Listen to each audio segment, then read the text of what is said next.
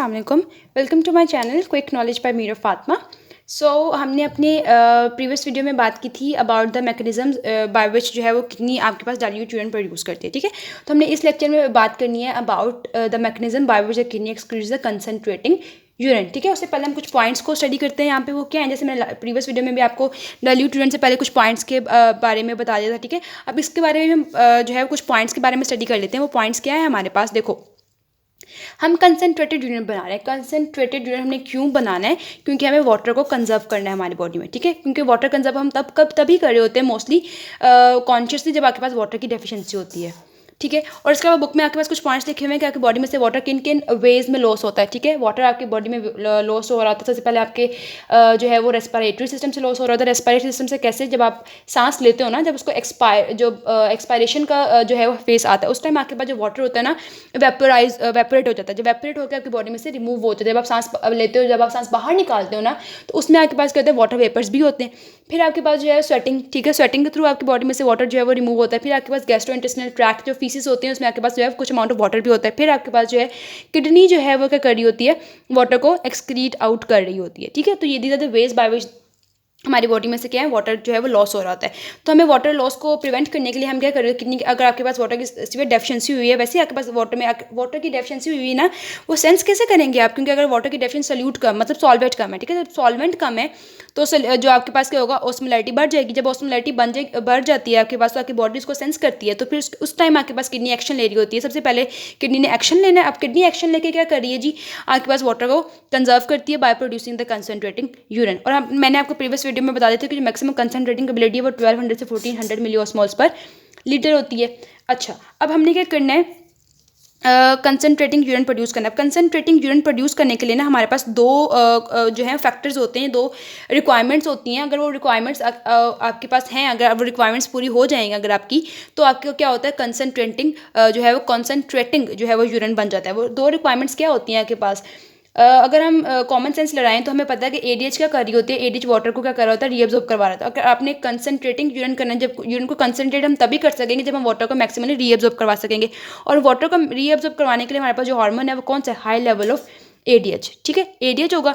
फिर आपके पास जो रीनल मेडुलरी इंटरस्टिशियम है ना, उस इंटरस्टिशियम की ऑस्मोलैरिटी अगर ज़्यादा होगी तो आपके पास जो है वो कंसनट्रेटिंग यूरिन बन सकता है। अब ऑस्मोलैरिटी ज़्यादा होने का जो है वो कंसनट्रेटिंग यूरिन से क्या जो है वो लिंक है, वो लिंक ये है कि अगर आपके पास ऑस्मोलैरिटी ज़्यादा है, हमें पता है कि वाटर हमेशा मूव कर रहा था from the area of the low solute concentration to an area of the high solute concentration. अगर आपके पास उसमें जो है वो देखो आपके पास ट्यूब्यूल्स है ना, तो ट्यूब्यूल्स के समझो आपके पास जो है वो नेफ्रॉन है, नेफ्रॉन के साइड पे क्या पड़ा हुआ है, इंटरस्टिशियम।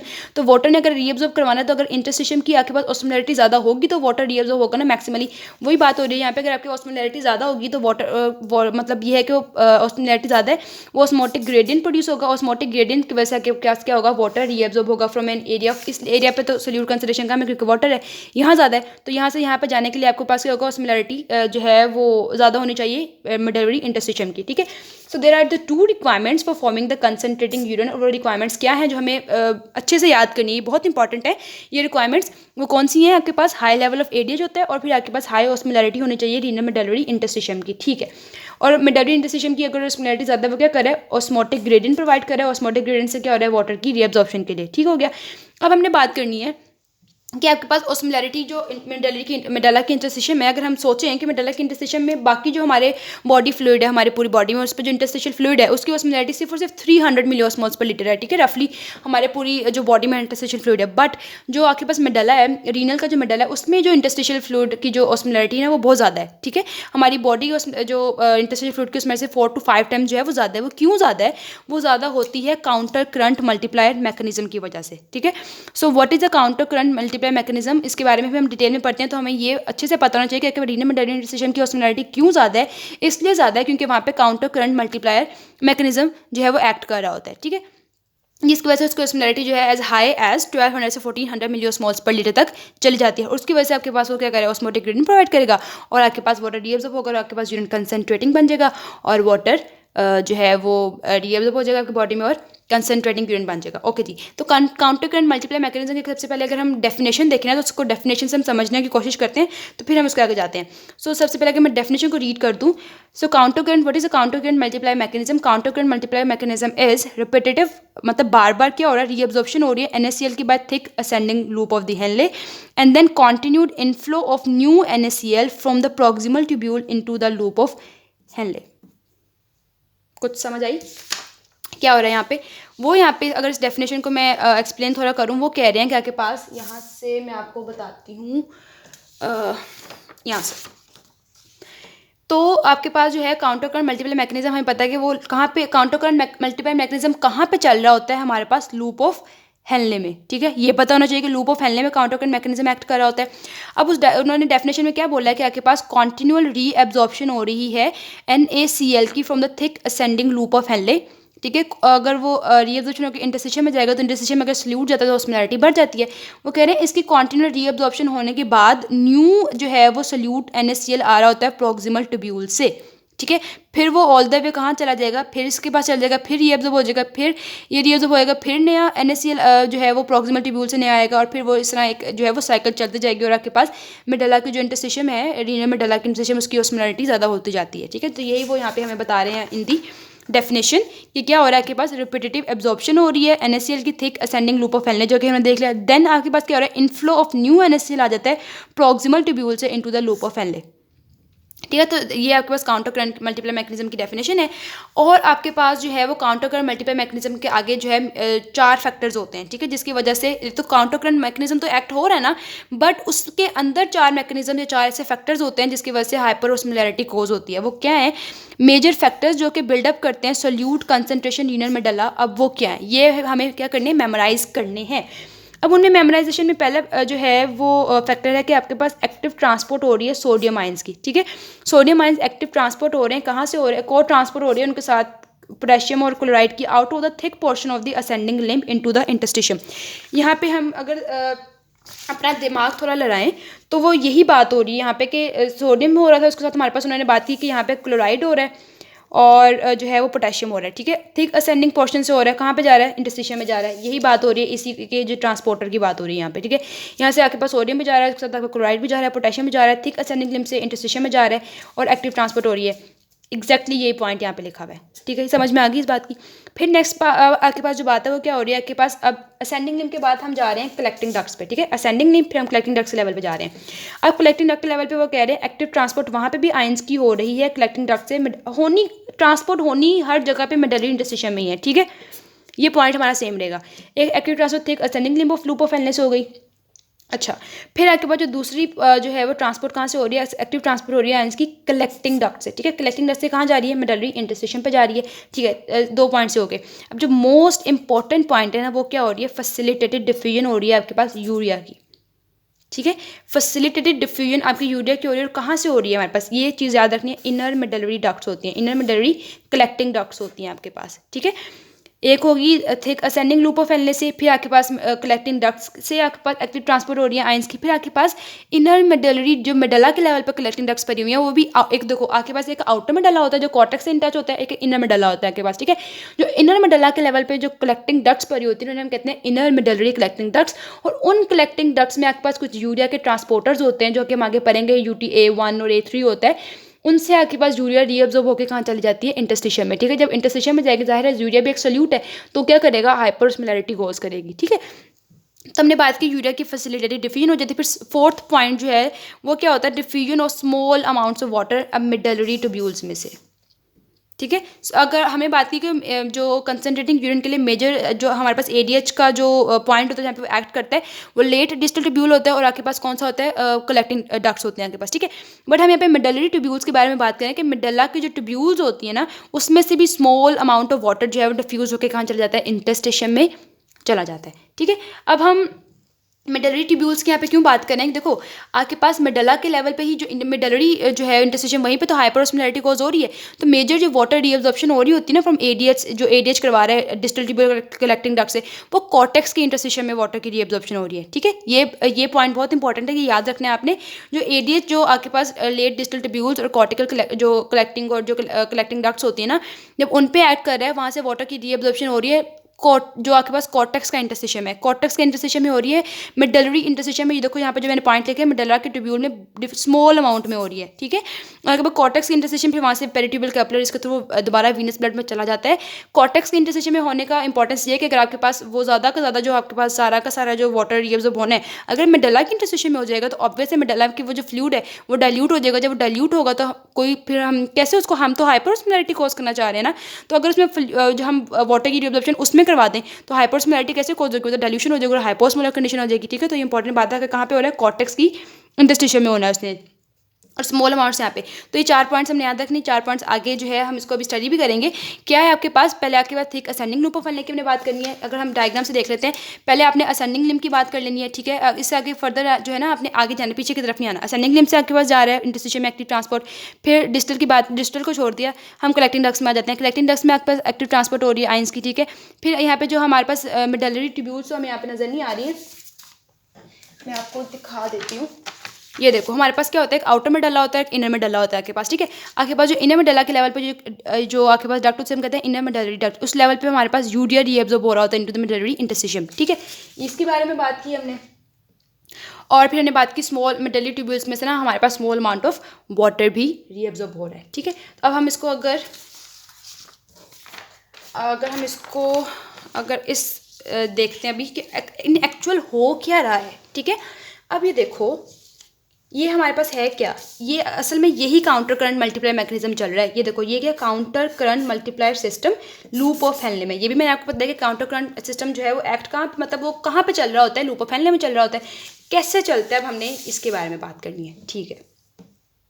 ये देखो हमने बात की थी जो हमारे पास ग्लोमेरुलर जो फिल्ट्रेट होता है ना उसकी ऑस्मोलैरिटी कितनी हमने शो की थी, हमारे पास होती है 300, ठीक है। और हमने बात की थी प्रॉक्सिमल ट्यूब्यूल में भी, जब हमने डाइल्यूटेंट की जो है वो एक्सप्लेनेशन दी थी मैंने, तो उसमें भी मैंने बताया था कि जाके बाद जो प्रॉक्सिमल ट्यूब्यूल में होती है ना ये ऑस्मोलैरिटी वो चेंज नहीं होती है। उसकी रीज़न मैंने आपको बताई थी क्योंकि उसमें जो है वो इक्वल अमाउंट ऑफ वाटर और सोल्यूट रीएब्जॉर्ब हो रहा है। जब वो इक्वल अमाउंट में, ये इक्वल प्रोपोर्शन, मतलब जो उनकी प्रोपोर्शन जो है वो रीएब्जॉर्ब होने की सेम है, तो ऑस्मोलैरिटी तो चेंज होगी नहीं।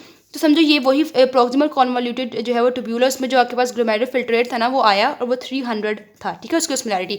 अब आपके पास हमने बात की जब वो ऑस्मोलैरिटी 300 थी, जो आप प्रॉक्सिमल ट्यूब्यूल में वो चेंज नहीं होगी, ठीक है। जब वो फिर मैंने आपको बताया था कि जब आपके पास जो अंदर की तरफ होती है यहाँ पे ट्यूब्यूल में जो फ्लूइड होता है ना वो इक्विलिब्रियम कॉज करता है विद जो आपके पास इंटरस्टिशियम का जो फ्लूइड होता है, ठीक है। तो मतलब देखो इसने हर जगह पे लेवल पे, अभी हम सिर्फ ये प्रॉक्सिमल कॉन्वोल्यूटेड ट्यूब्यूल को दिमाग में रखना है कि उस लेवल पे क्या हो रहा था, ठीक है। हमने सपोज, अब है तो नहीं बट सपोज करो ये प्रॉक्सिमल कॉन्वोल्यूटेड ट्यूब्यूल की ही डायग्राम है, ठीक है। हमने क्या करना है कि उसने अब इसके साथ जो है वो इक्विलिब्रियम कॉज करना है, इस्टेब्लिश करना है। तो क्या होगा आपके पास इन दोनों की जो है ऑस्मोलैरिटीज़ सेम रहेंगी, ठीक है। अब देखो ये फ्लूइड आहिस्ता आहिस्ता जब नीचे जाके इस लेवल पे जाएगा, यहाँ पे इस लेवल पे देखो यहाँ पे हमारे पास वाटर की जो है वो हमने बात की थी, अगर हम इसको सपोज करें यहाँ पास असेंडिंग लिम्ब जो है वो नहीं, हाँ असेंडिंग ही है, ये आपके पास असेंडिंग लिम्ब है और ये आपके पास समझो प्रॉक्सिमल ट्यूब्यूलर डिसेंडिंग लिम्ब है। इस डायग्राम में आप समझो, ठीक है। हमने कहा था यहाँ पे सोल्यूट की रीएब्जॉर्प्शन नहीं है, वाटर की है, और इस लेवल पे क्या है, सोल्यूट रीएब्जॉर्ब होगा, ठीक है। अगर हमने देखा कि वो जो 300 यहाँ से यहाँ पे आ रहा है ना, अब इस लेवल पे यहाँ से तो वो बचता हुआ आ गया सोल्यूट, किसी ने उसको नहीं छेड़ा। लेकिन जब यहाँ पे आना है ना तो यहाँ पे तो उसके पास ट्रांसपोर्टर्स पड़े हुए हैं, वो तो उसकी जान नहीं छोड़ेंगे, वो तो कहेंगे भाई तो आ, हमने तुझे करना है इसके अंदर रीअब्जॉर्ब करवाना है, ठीक है। यहाँ पे वो नहीं बच सकेंगे। क्या होगा यहाँ पे, यहाँ से 300 था, अब जैसे ही ये ऊपर जाते हैं क्या हो जाता है इस लेवल पे, जब आपके पास वही सोडियम पोटेशियम और 2 क्लोराइड वाला जो ट्रांसपोर्टर था ना उसने क्या कर देना है, इन सोल्यूट को क्या करना है, सोल्यूट को, ठीक है, रीएब्जॉर्ब करवाना स्टार्ट कर देगा। सोल्यूट अब आपका जो है वो रीएब्जॉर्ब हो रहा है। जब सोल्यूट रीएब्जॉर्ब हो रहा है मतलब सोल्यूट की कंसनट्रेशन कम और सॉल्वेंट ज़्यादा हो गया, और मैंने आपको बताया था जब सॉल्वेंट ज़्यादा हो जाएगा तो ऑस्मोलैरिटी कम हो जाती है। तो देखो 300 से ऑस्मोलैरिटी कहाँ चलेगी, 200 के लेवल पे। और फिर मैंने आपको बताया था कि ये जो ट्रांसपोर्टर है इसने आपके पास 200 मिलीओस्मोल्स का जो है कंसंट्रेशन ग्रेडियंट रखना ही रखना है ट्यूबुलर फ्लूइड में और इंटरस्टिशियल फ्लूइड में। तो देखो इंटरस्टिशियल फ्लूइड पहले जो 300 था यहाँ पे, अब इस लेवल पे क्या हो गया, 400 हो गया, ठीक है। 200 का जो है वो ग्रेडियंट मेंटेन हो गया, ठीक है। अब देखो क्या होना है, जब यहाँ पे 200 का ग्रेडियंट मेंटेन हो गया, बट देखो इसकी जो थी इक्विलिब्रियम वो तो देखो लॉस हो गया ना, अब इक्विलिब्रियम तो नहीं रहा यहाँ पे। अब क्या होगा, यहाँ से तो सोल्यूट हो गया। अब देखो यहाँ पे अब ये जो सोल्यूट नीचे आया है, ठीक है, सोल्यूट नीचे आया है, अब ऊपर से नया सोल्यूट जो है वो फ्लूइड जो है वो आ रहा है ग्लोमेरुलफिल्ट्रेट से, ठीक है। अब वो जो नया आएगा, वो जो नीचे वाला फ्लूइड था ना, उसको पुश करना है उसने आगे। देखो अब यहाँ पे हमारे पास इक्विलिब्रियम लॉस हुआ। अब इक्विलिब्रियम जब लॉस हुआ ना, हमें पता है इस लेवल पे वाटर की हम क्या करवा सकते हैं, रीअब्जॉर्प्शन करवा सकते हैं, ठीक है। मतलब होती है, हमने क्या करवानी है, बाय नेचर ये हो रही है यहाँ पे। ये देखो अब यहाँ पे क्या होगा, इस लेवल पे वाटर की फर्दर रीअब्जॉर्प्शन स्टार्ट हो जाएगी, और वाटर तब तक रीअब्जॉर्ब हो जाएगा जब इन दोनों की ऑस्मोलैरिटीज़ क्या हो जाए, सेम ना हो जाए, इक्विलिब्रियम स्टैब्लिश ना हो जाए। अब देखो ऊपर से नया फ्लूइड भी आ रहा है, वो ये 300 में क्या क्यों लिखा हुआ है मैंने, क्योंकि ऊपर से नया फ्लूइड आ रहा है, ठीक है। अब अगर जो नीचे वाला फ्लूइड था, उसने दोबारा से इसके साथ क्या करना है, इक्विलिब्रियम को स्टैब्लिश करना है। इक्विलिब्रियम देखो स्टैब्लिश हो गया यहाँ पे वाटर की रीअब्जॉर्प्शन करवा के। अच्छा अब क्या हो रहा है, नया फ्लूइड अभी देखो नीचे आ गया। अब जो नया फ्लूइड नीचे आया ऊपर से, जो जो 400 वाला जो ऑस्मोलैरिटी वाला फ्लूइड था, उसने उसको पुश किया यहाँ पे। ये पुश होकर कहाँ चला जाएगा, यहाँ पे क्या पड़ा हुआ था अभी 200 वाला था, अभी 400 वाला एडिशनल फ्लूइड जिसकी ऑस्मोलैरिटी ज़्यादा, वो इस तरफ आ रहा है आपके पास, ठीक है। और 300 वाला ऊपर से नया फ्लूइड नीचे आया। अब देखो इस फ्लूइड की तो इसके साथ ऑस्मोलैरिटी जो है वो मेंटेन करिए, अब इस वाले के साथ नहीं है। अब देखिए यहाँ पे क्या होगा, अभी 400 वाला ऊपर चला गया, और 200 वाला, इस 400 वाले को 300 वाले ने पुश किया, इसने आगे इंटर्न 200 वाले को पुश कर दिया आगे, ठीक है। अब आगे क्या होगा, आगे क्या हो रहा है कि अब देखो 400 वाला जब यहाँ पे गया था, तो उसने जाहिर है फिर ये वाला ट्रांसपोर्टर एक्ट करेगा। जब ये ट्रांसपोर्टर एक्ट करेगा तो फिर उसकी रीअब्जॉर्प्शन होगी। जब रीअब्जॉर्प्शन फ्लूइड की हो, सोल्यूट्स की हो रही है, जब सोल्यूट की रीअब्जॉर्प्शन होगी ताकि ऑस्मोलैरिटी कम हो जाएगी, ऑस्मोलैरिटी 300 हो गई, और यहाँ पे अंदर की तरफ क्या हो जाएगी, 500 हो जाएगी। 200 का गैप आ गया। अब जो यहाँ पे तो 400 वाले की बात होगी, जो ऊपर 200 वाले था, 200 वाले की फर्दर जो रीअब्जॉर्प्शन हुई है तो 150 हो गया, और अंदर की तरफ 350 हो गया। मतलब 200 का हमने क्या करना है, मेंटेन रखना है। अब आगे देखो क्या हो रहा है, अब नया फ्लूइड आ रहा था 300, ठीक है, और यहाँ पे जो फ्लूइड था 400, यहाँ पे भी आपके पास क्या 400। अब इसने फिर इसके साथ इक्विलिब्रियम इस्टेब्लिश करना है, मतलब वही स्टेप्स रिपीट होते जाएंगे। 300 वाले ने मतलब यहाँ वाले फ्लूइड ने फिर से आपके पास क्या करना है, वाटर की रीअब्जॉर्प्शन करवा देना। जब वाटर की रीअब्जॉर्प्शन होती जाएगी, फिर आपके पास जो है इक्विलिब्रियम इस्टेब्लिश हो जाएगा। जो 300 वाला आया था यहाँ पे हमारे पास, वो आपके पास क्या बन जाएगा, 350 जो है वो इक्विलिब्रियम स्टैब्लिश हो गया। यहाँ पे 400 वाला था, इससे फिर वाटर की रीअब्जॉर्प्शन स्टार्ट हो जाएगी। वाटर की रीअब्जॉर्प्शन जब स्टार्ट हुई तो ये भी 500 हो गया, ये भी हो गया, और ये भी आपके पास 500 हो गया, और ऑलरेडी जो है वो 300 वाले तो यहाँ पे पड़े हुए थे, ठीक है। अब वो कह रहे हैं यहाँ पे इस वाले एरिया में कि आप क्या करो, ये 4, 5 और 6 वाले जो स्टेप्स है ना, इनको रिपीट करो, ठीक है। जब इन स्टेप्स को हम रिपीट करते जाएंगे, जाहिर है आपके 500 है, फिर 7 आएगा, 8 आएगा, 9 आएगा, तो क्या हो जाएगा, आपके पास नया फ्लूइड तो कॉन्टीन्यूसली आना ही आना है। फिर अगर हम जो है वो 3 स्टेप्स को यहाँ पे हमने देख लिया, अगर हम जो है वो यहाँ पे क्या था 6 वाला था ना, अगर हम करें 7 वाला तो होता तो 700 हो जाता। फिर हम उसके आगे अगर एक और राउंड लेते तो हमारे पास 1000 हो जाता है, 1200 हो जाता है, मैक्सिमम मैंने आपको बताया था 1200 होता है, ठीक है। देखो इस वाले ने इसका इक्विलिब्रियम स्टैब्लिश किया हुआ है, और यहाँ पे आपके पास क्या होता है, 200 का गैप है, और देखो यहाँ पे 100। फाइनली मैंने आपको बताया था जब फ्लूइड यहाँ से असेंडिंग लिम्ब से लीव करता है ना, उसकी ऑस्मोलैरिटी क्या हो जाती है, 100, ठीक है। तो ये चीज़ याद रखनी है। तो यही आपके पास स्टेप्स है जिसकी वजह से अब देखो बार बार अंदर जाता जा रहा है। पहले शुरू में हमारे पास क्या थी, ऑस्मोलैरिटी 300 थी इंडस्ट्रेशन की। आहिस्ता भी फ्लूइड गया और counter current multiplier mechanism act किए, तो आपके पास एंड पे देखो क्या आपके पास देखो 300 से 700, 1000, 1200 तक आपकी जो है वो ऑस्मोलैरिटी पहुंच गई है, ठीक है ना। तो ये काउंटर करंट मैकेनिज्म है, इस वजह से ही एक्ट कर रहे हैं। और अब अपनी नेक्स्ट वीडियो में हम बात करेंगे about the role of different segments जो है वो counter current mechanism consistent current को बनाने के लिए, ठीक है। Hope you like my video. दुआ में ज़रूर याद रखिएगा। अल्लाह हाफिज़।